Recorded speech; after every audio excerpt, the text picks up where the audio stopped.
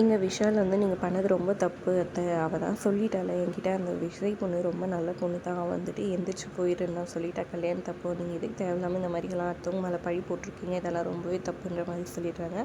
அடுத்ததாக பானுமதியோட சேர்ந்து ஸ்ரீஜா ஒரு பிளானை போடுறாங்க. பானுமதி வந்துட்டு நாளைக்கு அவனை ரெஜிஸ்டர் ஆஃபீஸ்க்கு எப்படியாவது இது பண்ணி கூட்டிகிட்டு போயிட்டு ரிஜிஸ்டர் மேரேஜ் பண்ண வச்சுரு. அது மட்டும் இல்லாமல் தான் இந்த புடி தாலின்னு சொல்லிட்டு தாலியை வந்துட்டு வாங்கி கொடுக்குறேன், அந்த தாலியை வச்சு நீ அவனை வந்துட்டு இது பண்ணு அப்படின்ற மாதிரி சொல்கிறாங்க.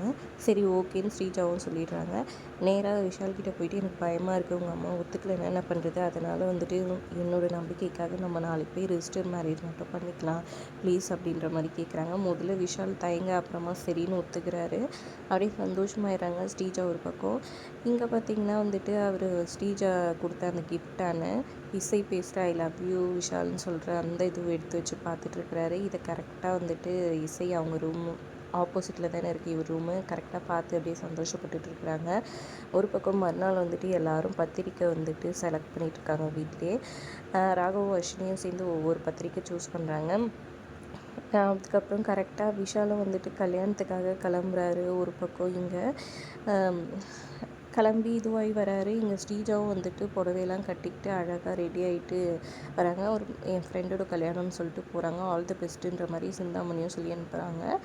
அதுக்கப்புறம் விஷால் வந்தவொடனே பத்திரிக்கை செலக்ட் பண்ணுறா அப்படின்னு சொல்லி, இல்லைம்மா முக்கியமான வேலை இருக்குது, எனக்கு ஒரு மியூசிக் கான்சர்ட் இருக்குது அப்படின்னு சொல்கிறாங்க.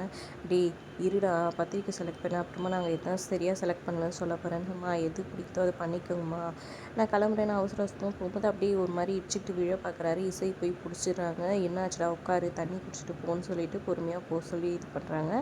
இங்கே டவுட் வந்துட்டு இங்கே இவங்கள வந்துட்டு ஃபாலோ பண்ணுறாங்க ஸ்ரீஜா வந்துட்டு பானுமதி கூட போயிட்டு உள்ளே இருக்கிற ஒரு நகை கடையில் வந்துட்டு தாலி வாங்கி கொடுக்குறாங்க. வாங்கி கொடுத்து இந்த தாலியை கட்ட வச்சுட்டு எப்படியாவது சொன்னாங்க. இந்த தாலியை கட்ட வச்சு அவனை வந்துட்டு கன்ஃபார்மாக வந்துட்டு நான் அந்த குடும்பத்துலேருந்து பிரித்து நான் வெளிநாட்டுக்கு கூட்டிகிட்டு போயிடுவேன் தாலி கட்டின அடுத்த நிமிஷம் அப்படின்ற மாதிரி ஸ்ரீஜா சொல்லிட்டு இருக்காங்க. இதை வந்து வர்ஷினி அந்த பக்கம் இருந்த கார்க்குள்ளேருந்து கேட்டுடுறாங்க. கேட்டுட்டு செம்மையாக ஷாக் ஆகிடுறாங்க. இதுக்கப்புறம் என்ன நடக்க போகுது ட்விஸ்ட்டுன்றதை பொறுத்து பார்க்கலாம்.